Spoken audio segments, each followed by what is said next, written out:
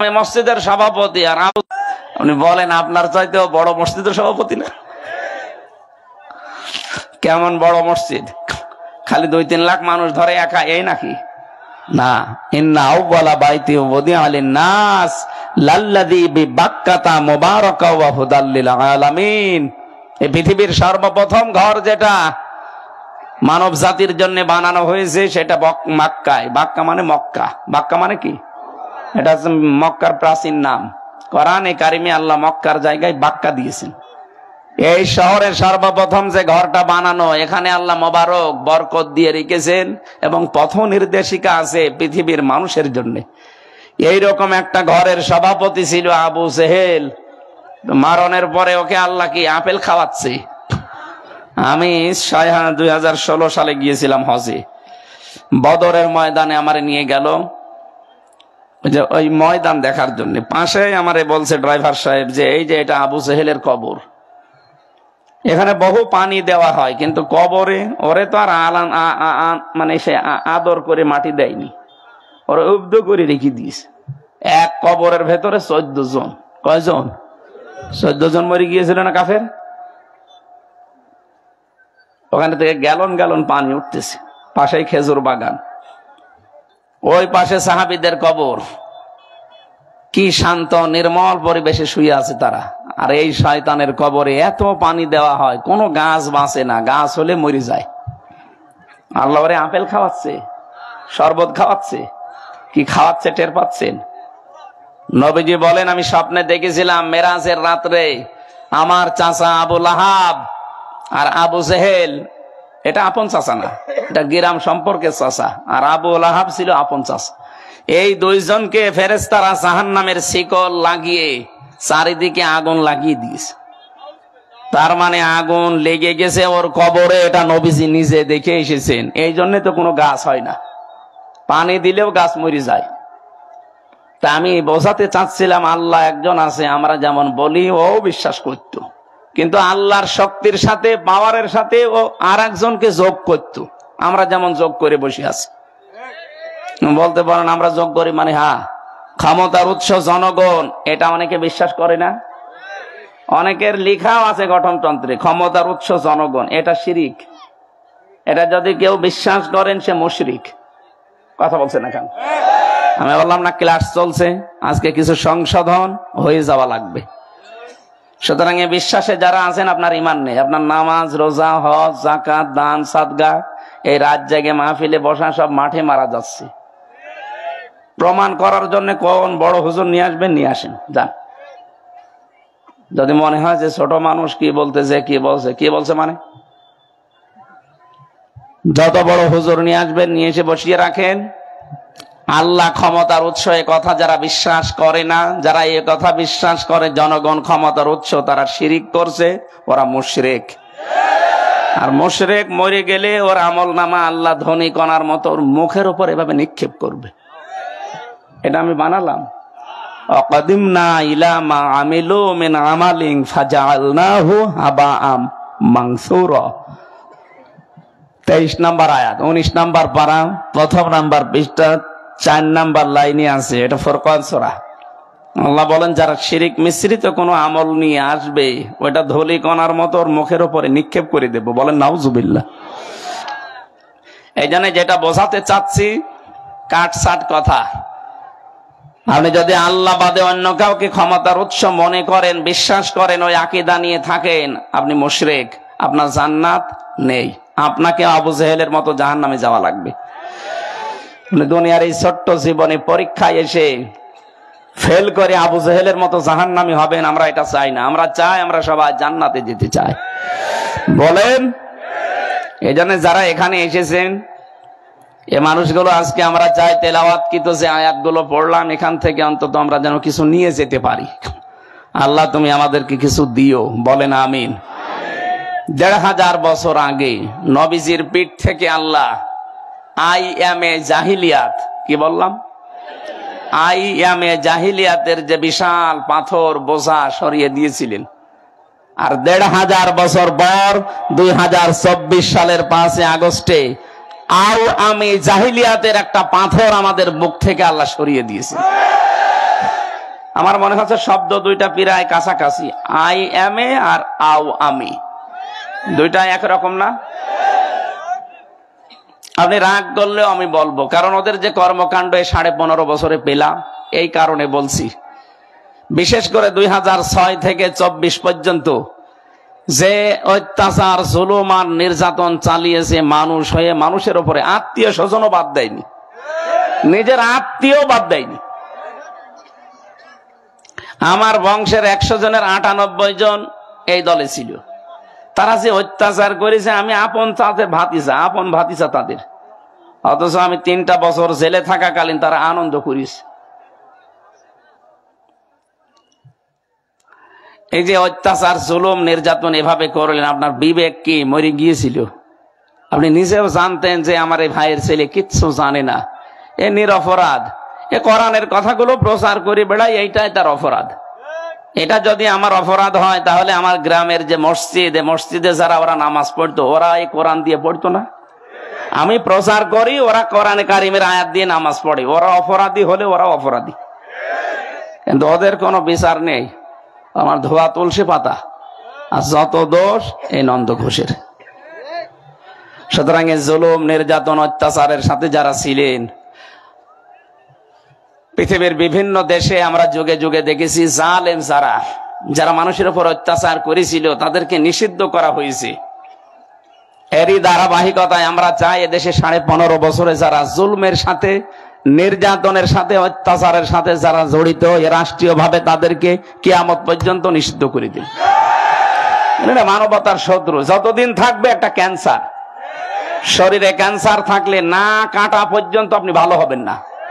এই জন্য ক্যান্সার গুলো আমার মনে হয় বাদ দেওয়াই ভালো, কারণ যে ষড়যন্ত্র এখনো চলছে, এদেরকে যদি মাইনাস করা না যায়, আরামে ঘুমানো সম্ভব না। এমনকি কবরে যেও চিন্তায় থাকা লাগবে। হ্যাঁ, কারণ যাদেরকে রেখে যাচ্ছে, এই মানুষগুলোর উপরে যে কি চলবে আপনি টের পাচ্ছেন না। এই জন্য নূহ নবী শেষ পর্যন্ত 950 বছর দাওয়াতি কাজ করে এইটা বলেছিলেন, রব্বিলা তাজারনি ফারদা, রব্বিলা তাজারনি, হে আমার মালিক, তোমাকে আমি বলছি তুমি ছেড়ে দিবা না। রব্বিলা তাজার আলাল আরদি, জমিনের উপরে মিনাল কাফিরিনা দাজ্জার, দাঁড়ের বহুবচন দিয়ার বা দাজ্জার, একটা কাফের কেউ জমিনের উপরে তুমি ছেড়ে দিও না। ইন্নাকা ইন তাজারহুম ইউদিল্লু ইবাদাকা ওয়ালা ইয়ালিদু ইল্লা ফাজিরান কাফারা, কারণ ওর পেট থেকে পরবর্তীতে যেটা আসবে ওটা আরো ডবল হারামি হবে। এই জন্য যারা পালিয়ে গেছে 2 বোন একসাথে, আমরা চাই ওনারা ওখান থেকে কবরে চলে যাক, অন্তত আমাদের এসে যেন আর না চালায়। পরবর্তী প্রজন্ম আমরা যারা রাজনীতিকে রেখে যাব, তাদেরকে আমরা হযরতে ওমরের মতো রেখে যেতে চাই। আর এইটা করতে হলে এই জুলুমের বিচার হওয়া লাগবে। আন্তর্জাতিক অপরাধ ট্রাইব্যুনালের ঘোষণা আজকেও শুনেছেন, 13 জনকে হাজির করেছিল গতকাল।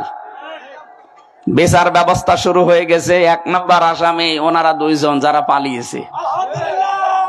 আলহামদুলিল্লাহ, ঠিকই বলিস ভাই, আলহামদুলিল্লাহ। কারণ বিচার যদি না হয়, আগামীতে যারা রাষ্ট্র ক্ষমতায় বসবে তারা আরো ডবল হারামি হবে। এই জন্য চাই বিচার হোক, এটা যেন একটা লিসন হয়ে থাকে, শিক্ষা হয়ে থাকে। কিয়ামত পর্যন্ত কোন জালেম কেউ যদি বসেও পড়ে চেয়ারে, ও যেন ভয়ে থাকে না। দরকার নেই ভিক্ষা, কুকুর ঠেকা।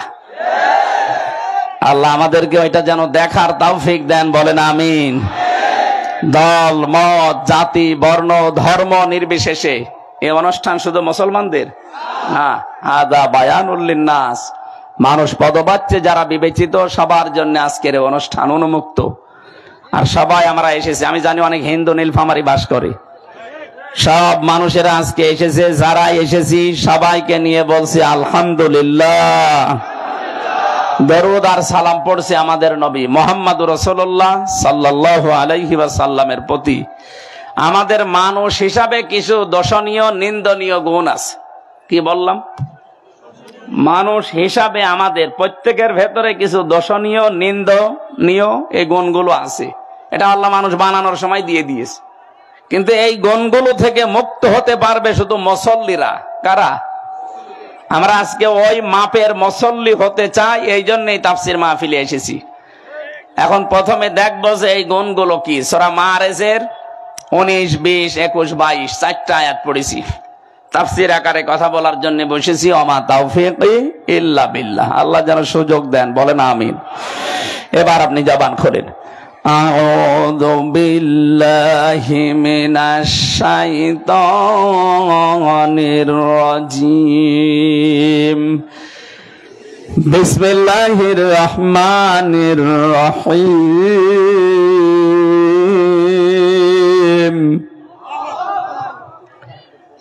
ইন্নাল ইনসানা খুলিকা হালুআ। আল্লাহ পাক বলেন, অবশ্যই আমি মানুষকে বানিয়েছি হালুয়া। হালুয়া দিয়ে। হ্যাঁ, কি দিয়ে? অবশ্য হালুয়া। আরে ভাই, এটা তো আরবি শব্দ। হালুয়া দিয়ে আল্লাহ বানায়নি, তাহলে তো মানুষ খেয়ে ফেলবে। আল্লাহ মানুষকে বানিয়েছে হালুয়া করে। হালুয়া শব্দের বাংলা অর্থ হচ্ছে অস্থির। হালুয়া মানে কি? এখানে যত মানুষ আমরা আছি প্রত্যেকে অস্থির। মানুষ এক জায়গায় বসে থাকতে চায় না। যত আনন্দ দেন, যত আরাম দেন, আপনি এক জায়গায় বসে থাকার মতো কিছু দিয়ে আল্লাহ মানুষকে বানায়নিও, সব সময় অস্থির। এই যে জেলখানায় সুইডেন আসলাম ছিল আর 27 বছর, 5 তলায় ছিল, আমরা 4 তলায়। এক একজন আছে, কেউ 27 বছর, কেউ 45 বছর, একটা ঘরের ভেতরে। এদিকে 1.5-2.5 হাত, এদিকে খুব বেশি হলো 3.5 হাত। এতটুকু একটা ঘরে একটা মানুষ আছে কত বছর? 45 বছর। মুকিম গাজী আছে আজ 42 বছর। ওর 160 বছর জেল। ও যদি বেরও হয় কোনদিন, ও আবার জীবিত হয়ে কবরে যাবে, আবার বের হবে, আবার কবরে যাবে। তাহলে 160 বছর হায়াত আছে ওর। এই যে সুইডেন আসলাম, এখানে মার্ডার করতো, সুইডেনে চলে যেত, ওখানে মার্ডার করতো, এখানে চলে আসতো। নামই হয়ে গেছে সুইডেন আসলাম। ওর জীবনে দিয়ে একটা সিনেমা বানিয়েছে চলচ্চিত্রে, মান্নার। আসলাম ভাই মনে করছেন হুজুর কিছু জানে না, সব খবর আমার কাছে আছে।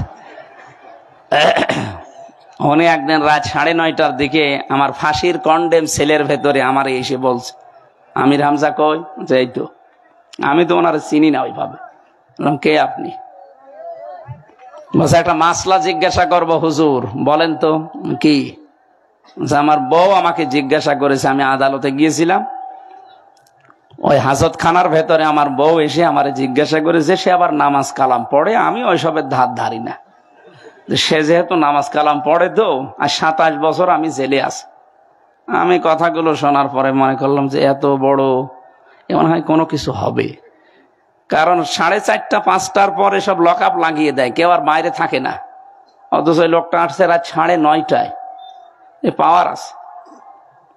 প্রশ্নের উত্তর দেওয়ার পরে বললাম, কে আপনি? আমি সুইডেন আসলাম। ও ভাই বলেন। ওরে বাপ, এর নাম শুনলে 1 গ্লাস পানি খাওয়া লাগে। আরে আমার কাছে এসেছে। এই যে লোকটা আজকে 27 বছর জেলের ভেতরে এক ঘরে, যেহেতু উনি ফাঁসির আসামি, বহু মামলা, বহু মার্ডারের আসামি উনি। শুনলাম যে সরকার আসার পরে ওনাকেও ছেড়ে দিয়েছে। তো বলেন তো, এই লোকটা আরামে আছে মানে ওর ভেতরে থেকেও বাইরে ওর কমপক্ষে 20-22 লাখ টাকা উপায় আছে। ওনার যে ডান হাত, বাম হাত, বিভিন্ন হাত আছে, ওই হাতে উপায় করে আর জেলের ভেতরে ওনার জন্য পাঠায়। বলেন সুবহানাল্লাহ। আমরা এইরকম যারা বসে আছি, জীবনে 1 মাসে 1 লাখ টাকা উপায় হয় না, আর ওর একটা ঘরের ভেতরে বসে বিভিন্ন হাত কাজ করছে। প্রতি মাসে মাসে সব খরচ বাদ দিয়েও 20-22 লাখ টাকা ওনার নামে আল্লাহর রাস্তায় পাঠায়। এই মানুষটার এত শান্তি। তার যে বেড, আমাদেরকে কম্বল দিত একটা পেড়ে থাকার জন্য, আর তার যে জাজিম দিয়ে বেড বানানো, তার ঘরের ভেতরে টিভি সেট করা, ওয়াইফাই লাইন দেওয়া, সব ব্যবস্থা, প্রতিদিন 2টা 3টা 4টা করে পত্রিকা আসে, মানে বাড়ির মতো, খাবার দাবারও উন্নত তার জন্য। এত কিছু থাকার পরেও লোকটা শুকিয়ে শুকিয়ে প্যারালাইজড হয়ে গেছে। আমি আসার আগে দেখেছিলাম একটা সাইড পড়ে গেছে, অনেক বয়স তো, যে লোকটা 27 বছর জেলে আছে, কমপক্ষে 30 বছর 35 বছর বয়স না হলে তার জেলে ঢোকেনি, এতগুলো মার্ডার করা লেগেছে। তারপরে তো সেই হিসাবে তার বয়স প্রায় 65-70 বছর হবে। এই বয়সে এতদিন পর্যন্ত একটা ঘরে কাটিয়ে দিল জীবনটা, কোনো কাজ করা লাগে নাই, কোনো কাজ নেই, 24 ঘন্টা শুধু বসে থাকা, খাওয়া আর ঘুমানো। কিন্তু মানুষকে আল্লাহ যে বানিয়েছে অস্থির করে, এই যে হালুয়া, এই কারণে তার শান্তি নেই।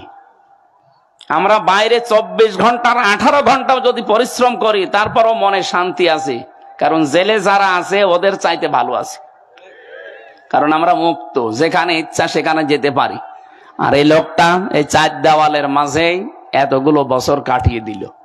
আল্লাহ বলেন আমি মানুষকে বানিয়েছি অস্থির করি, ও সব সময় ব্যস্ত। তা আমাদের ভেতরে আয়াতটার বাস্তবতা আছে না নেই? আছে, আমরা সব সময় ব্যস্ত। আমি পয়েন্ট আকারে বলি, দেখেন ভালো লাগবে ইনশাল্লাহ। 2 নম্বরে, ইদা মাসাহ শাররু জাজুআ, যখন কোন অকল্যাণ, ক্ষতি, বিপদ আপদ এগুলো তাকে ঘিরে ধরে তখন মানুষ হতাশ হয়ে যায়, হায় হতাশ করে। এটাও আছে, বিপদে পড়লেই মানুষ হতাশ হয়ে পড়ে না, আর মনে হয় সূর্য উঠবে না। সে যেই হোক, আপনি কি তাকাচ্ছেন না যারা আজ আদালতে হাজির হচ্ছে, 15.5 বছরে তাদের দাপট দেখেছেন, অথচ এখন কাঁদতেছে। কিছুদিন আগে আমি মামলার হাজিরা দিতে গিয়েছিলাম, আমার শেষ মামলা, হাজি সেলিম নাম শুনেছেন? পুরাতন ঢাকার অর্ধেকই তার। এক কাঠা জমির দাম যেখানে 1.5 কোটি 2 কোটি টাকা, এক কাঠা জমির দাম, সেখানে অর্ধেক পুরান ঢাকা তার। আপনি হিসাব করেন কত কিছুর মালিক সে। কথা বলতে পারে না, এখন মুখ বন্ধ হয়ে গেছে, জবান আল্লাহ কেড়ে নিয়েছে, এখন গোগা করে। দেখলাম আদালতের এজলাসে দাঁড়িয়ে এই লোকটা হাওমা করে শিশুর মতো কাঁদছে, অথচ তার যে বাহিনী, তার ডান হাত, বাম হাত, উপরের হাত, নিচের হাত, বিভিন্ন হাত আছে, এতগুলো হাত তার কাজ করে। 15.5 বছরে রাজার মতো কাটিয়েছে, অথচ বিপদে পড়েছে, এখন শিশুর মতো কাঁদতেছে। নৌকা মার্কায় দাঁড়ায় উনি, নৌকা আর বলতে পারে না, এখন বলে হৌকা, শব্দটা উচ্চারণ হয় না ওনার। আমি এই যে জাজুয়া বলছিলাম, মানুষ বিপদে পড়লে যত রকমের শক্তিশালী লোক হোক, ও হতাশ হয়ে পড়ে। কি হয় বলেন বলেন? ওয়াইদা মাসাহুল খায়রু মানুআ, আল্লাহ বলেন মানুষ যখন কল্যাণ কিছু পায়, যখন নিয়ামত পায়, যখন ভালো কিছু দুনিয়াতে পায়, তখন ও কৃপণ হয়ে যায়, কিপটা হয়ে যায়, বখিল হয়ে যায়। এই যে গুণগুলো আল্লাহ বললেন মানুষের, কম বেশি সবার ভেতরে দুনিয়ায় আছে না নেই? বলেন। কিন্তু কে বলছেন বলেন তো? কিন্তু, ইল্লা মানে কিন্তু। আল্লাহ পাক বলেন ইল্লাল মুসাল্লিন,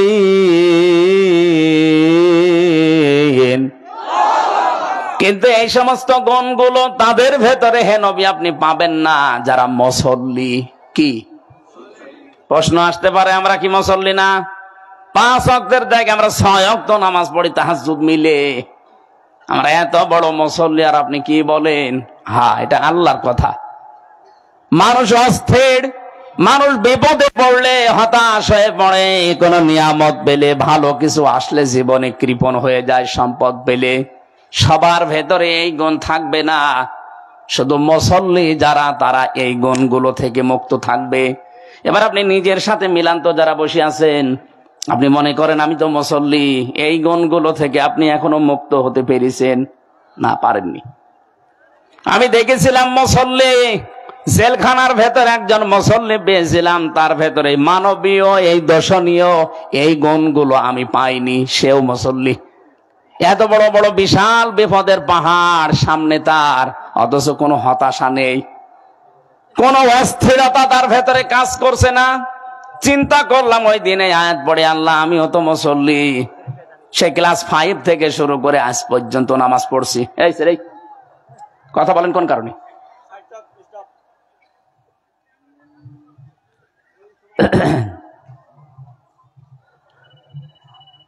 আমি এতদিন পর্যন্ত 33 বছর বয়স আমার তো মনে হচ্ছে 11 বছর বয়স থেকে আমার নামাজ আর কামাই যায়নি, অন্তত ফরজ নামাজ। এর ভেতরে এই গুণগুলো আমারও আছে, তাহলে কি মুসল্লি আমি হলাম বলেন তো? কোরআনের আয়াতের সাথে আমার যে মুসল্লিগিরি এর সাথে মিলছে না, তাহলে আল্লাহর এই কথা মনে হয় খুব সত্য না? হ্যাঁ বলেন বলেন। মুসল্লিদের ভেতরে গুণ থাকবে না। কোন মুসল্লি? আল্লাহর পরের আয়াতে জবাব দিচ্ছেন, আল্লাযীনা হুম আলা সালাতিহিম দাইমুন, যে মানুষগুলো সর্বদা সদা তাদের নামাজে নিয়মিত। দাইমুন মানে সর্বদা। নামাজ 2 ওয়াক্ত পড়ে, 3 ওয়াক্ত পড়ে না, এরে মুসল্লি বলা হয় না। নামাজ 5 ওয়াক্ত পড়ে না, শুধু জুমার নামাজ পড়ে, এটাও মুসল্লি না। জুমার নামাজও পড়ে না, শুধু ঈদের নামাজ পড়ে, এটাও মুসল্লি না। ঈদের নামাজও পড়ে না, শুধু বাবা মরে গেলে জানাজা পড়ে, এইটা মুসল্লি না। মুসল্লি আল্লাহর ভাষায় তারা যারা নিয়মিত নামাজি, 5 ওয়াক্ত নামাজকে নির্ধারিত সময়ে যারা আল্লাহর ফরজ বিধান মনে পালন করে। পৃথিবীতে একটাই বিধান, আল্লাহ পাক বলেন এইটার জন্য আমি নিজে আমার নবীজিকে আরশে নিয়ে এসে তার উপরে লিখে দিয়েছি, ইন্নাস সালাতা কানাত আলাল মুমিনিনা কিতাবাম মাওকুতা। হে নবী, নামাজ কিন্তু আমি ফরজ করলাম, শুধু এই বলে না যে জান দিয়ে দিলাম, না, আমি লিখে দিলাম কিতাবাম মাওকুতা, নির্ধারিত সময়ে যখন তখন পড়লেও হবে না। নামাজ পড়লে যেমন সওয়াব হয়, নামাজ ছেড়ে দিলেও সওয়াব হয়। কি বলছেন না? আমার সাথে বেশি বলছে। আরে ভাই, সূর্য যখন ওঠে, সূর্য যখন মাথার উপরে, সূর্য যখন ডুবতেছে, এই 3 সময় নামাজ পড়তে পারবেন? তাহলে নামাজ ছেড়ে দেওয়া এই 3 সময় সওয়াবের কাজ। তাহলে নামাজ পড়লে যেমন সওয়াব হয়, নামাজ ছেড়ে দিলেও সওয়াব হয়। কথা বলেন না কেন? এই জন্য যখন তখন আপনি নামাজ পড়তে পারবেন না। নামাজের জন্য কিতাবাম মাওকুতা, ওয়াক্ত মতো, সময় মতো নির্ধারিত করে পড়া লাগবে। এই জন্য মুসল্লি আল্লাহর ভাষায় তারা যারা 5 ওয়াক্ত নামাজকে নির্ধারিত সময় আদায় করে নেয়। মানবীয় গুণ, দর্শনীয় কিছু গুণ আছে, এগুলো আমাদের ভেতরে সবার আছে, কিন্তু মুসল্লিদের ভেতরে নেই। প্রশ্ন আসতে পারে, এরকম মুসল্লি তো বাংলাদেশে নেই। হ্যাঁ আছে, খুব কম। কি আছে? কম। আপনি নামাজে লম্বা সেজদা দেবেন, নফল নামাজে দেখবেন আস্তে আস্তে অভ্যাস তৈরি হবে। এখানে এমন কেউ আছেন জীবনে 1 ঘন্টার জন্য একটা সেজদা দিয়েছেন? না। আমি জেলখানায় বহু মানুষ পেয়েছি যারা এক সেজদায় 40 মিনিট, 50 মিনিট, 1 ঘন্টা কাটিয়ে দিচ্ছে। কি বলছে সে জানে আর আল্লাহ জানে। আমরা মনে করি সুবহানা রাব্বিয়াল আলা 3 বার বলতে না 30 সেকেন্ড লাগে, অথচ সে কি বলছে বলেন তো? 1-1.5 ঘন্টা সেজদায় পড়ে আছে। রাত 2:30টা 3টায় ওঠে 2 রাকাত নামাজ পড়তে 2 ঘন্টা চলে যাচ্ছে। যেহেতু নফল নামাজে মাতৃভাষায় চাওয়া জায়েজ আছে, আর সবচাইতে বেশি মানুষের দোয়া কবুল হওয়ার জায়গা সেজদায়। কোন মানুষ যখন সেজদায় চলে যায়, ও যেন আল্লাহর কাছাকাছি হয়ে যায়। ওয়াসজুদ ওয়াকতারিব, নবী আপনি বলেন যদি সেজদা দাও রবের কাছাকাছি চলে যাবা। জোরে বলেন সুবহানাল্লাহ। আমি সহ যারা এসেছি প্রত্যেককে আহ্বান জানাচ্ছি, জীবনে সময় পেলে একটু সেজদা লম্বা করে দিবেন। এর চাইতে মজা, আনন্দ, শান্তির জিনিস দুনিয়াতে আর নেই। স্বামী স্ত্রীর ব্যবহারে শান্তি আছে, এর চাইতে 100 গুণ শান্তি পাবেন যদি সেজদার ভেতরে আপনি আনন্দ পান। জীবনে আপনার মাথা তুলতেই মন চাবে না। পৃথিবীর যত মজাদায়ক বস্তু আছে সব চাইতে আনন্দের জায়গা আল্লাহর এই কুদরতের পাটা। এখানে আল্লাহ মনে হচ্ছে পা আপনার কপালের সাথে দিয়ে রেখেছে।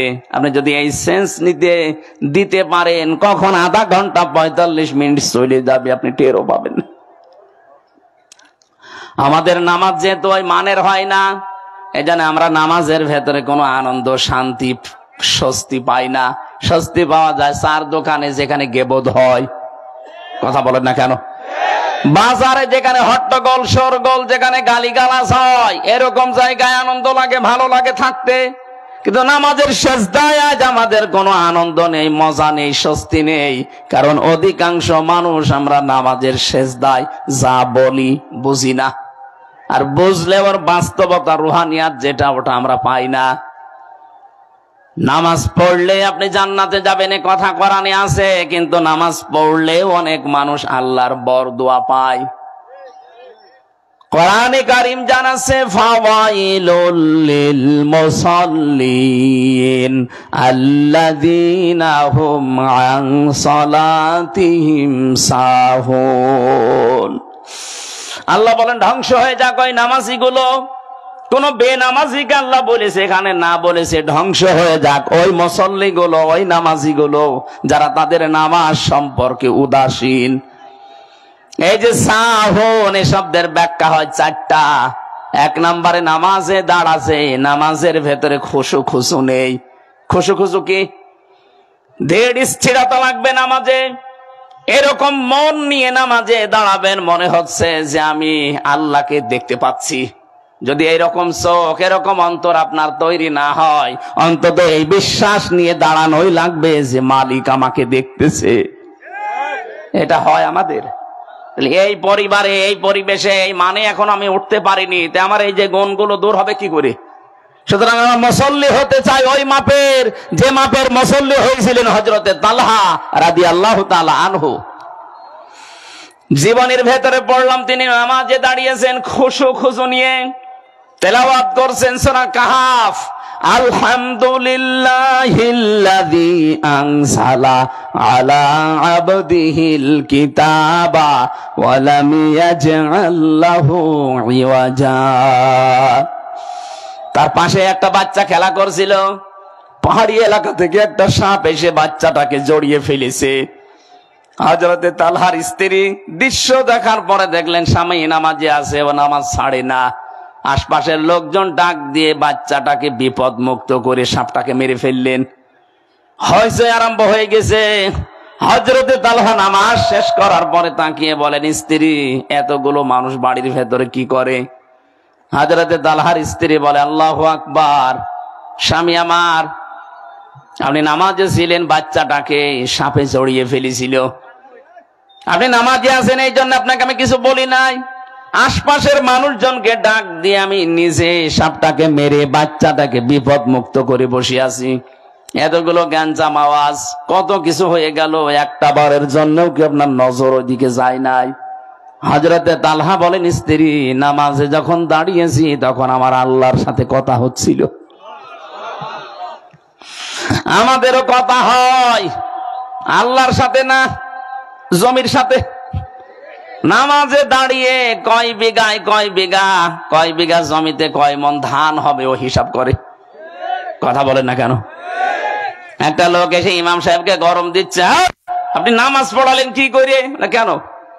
আসরের নামাজ পড়িয়েছেন আপনি 4 রাকাত।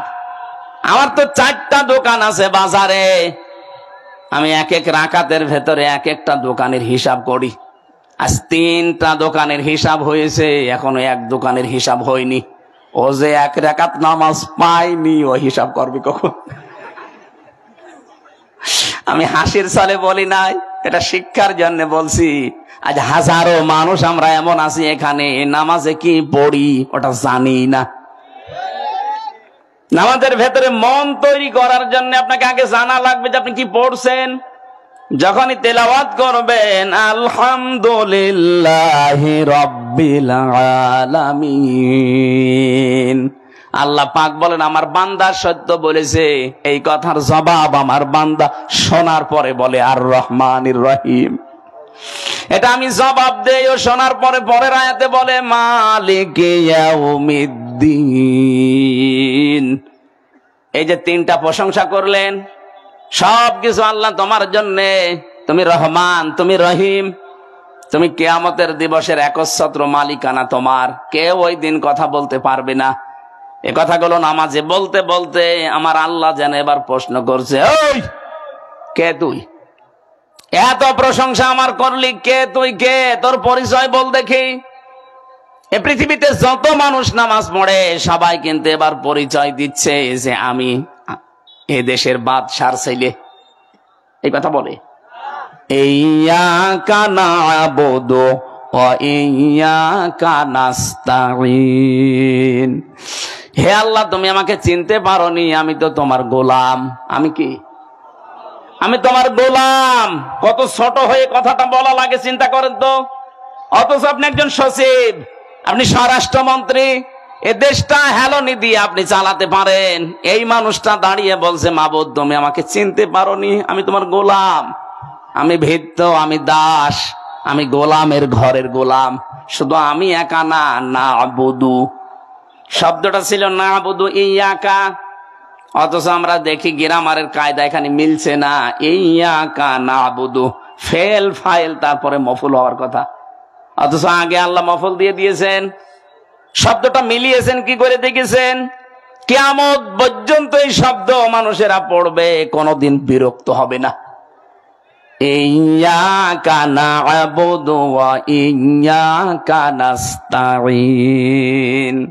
শুধু আমি একা না, না'বুদু আমরা সবাই একমাত্র তোমারই ইবাদত করি, আমি তোমার বান্দা, তুমি আমাকে চিনতে পারলে না। ও আল্লাহ, আমি তোমার কাছে সাহায্য চাইতে এসেছি। আল্লাহ যেন এবার সহসায় জিজ্ঞাসা করছে, হামজা আমার গোলাম, কি সাহায্য করব বল। আমার কিন্তু অনেক কিছুর প্রয়োজন ছিল। আমার ছেলে নেই, আমার 3টা মেয়ে।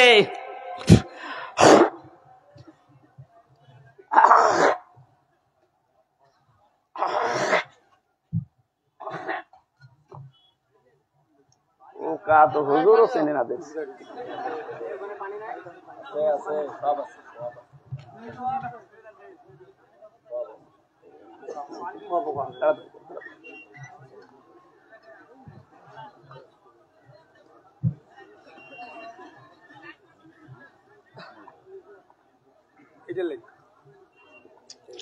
এই ওঠে কে গো? দাদা, মুরব্বী মানুষ যাচ্ছে, যাক ওই যে পেছনে যুবক চলে যাচ্ছে, কেউ ভাই ওঠা উঠি যদি খুব জরুরি না থাকে উঠবেন না। নীলফামারী বাসী কিভাবে যেন আমরা বলতে চাচ্ছি, আল্লাহ তুমি আমাকে চিনতে পারোনি, আমি তোমার গোলাম, আমি একটু সাহায্য চাওয়ার জন্য এসেছি। আল্লাহ পাক বলেন, কি সাহায্য করব বল।